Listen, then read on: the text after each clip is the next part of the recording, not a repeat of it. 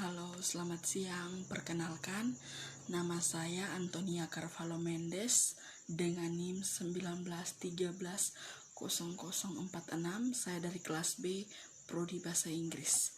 Pada video kali ini, saya akan sedikit menjelaskan tentang apa itu the natural approach. Oke, baik.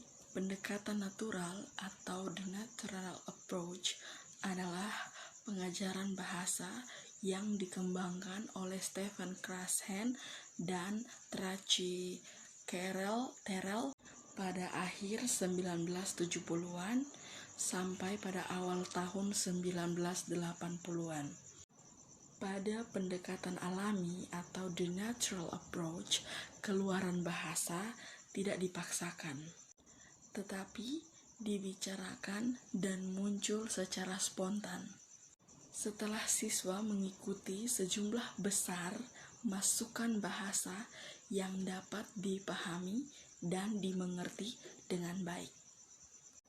Yang menjadi ciri khas atau karakteristik dari the natural approach atau pendekatan alami adalah penggunaan teknik yang sudah dikenal dalam kerangka metode yang berfokus pada penyediaan masukan yang dapat dipahami dari lingkungan kelas, yang memberi isyarat pemahaman masukan, meminimalkan kecemasan pelajar, dan memaksimalkan kepercayaan diri dari pelajar itu sendiri.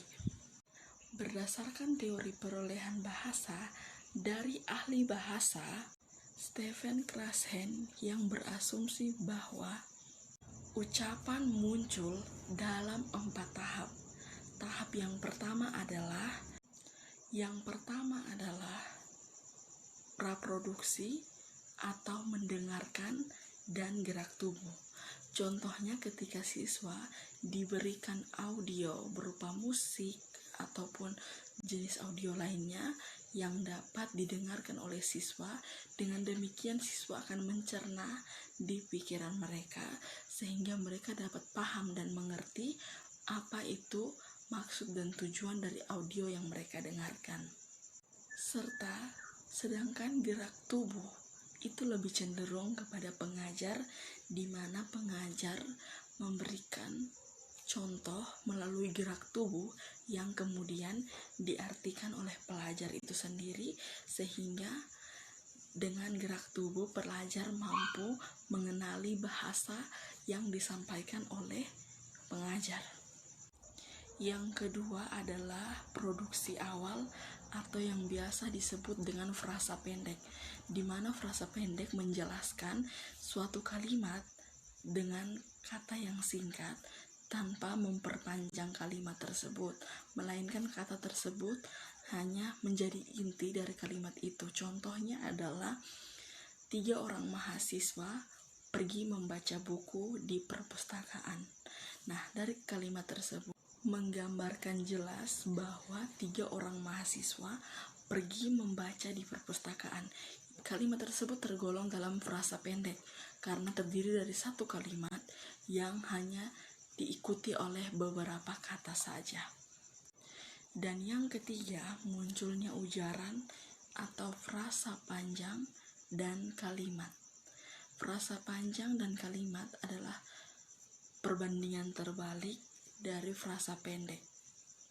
Yang keempat adalah kelancaran menengah atau yang disebut percakapan, di mana pelajar lebih melatih kemampuan bahasa yang ia miliki dengan melakukan percakapan singkat atau conversation yang mampu membuat pelajar makin paham dan makin mengerti bahasa yang ia pelajari. Oke, baik, mungkin cukup sekian penjelasan saya secara singkat mengenai pendekatan alami atau the natural approach. Jika masih banyak kekurangan, mohon dimaafkan, dan atas perhatiannya saya ucapkan terima kasih.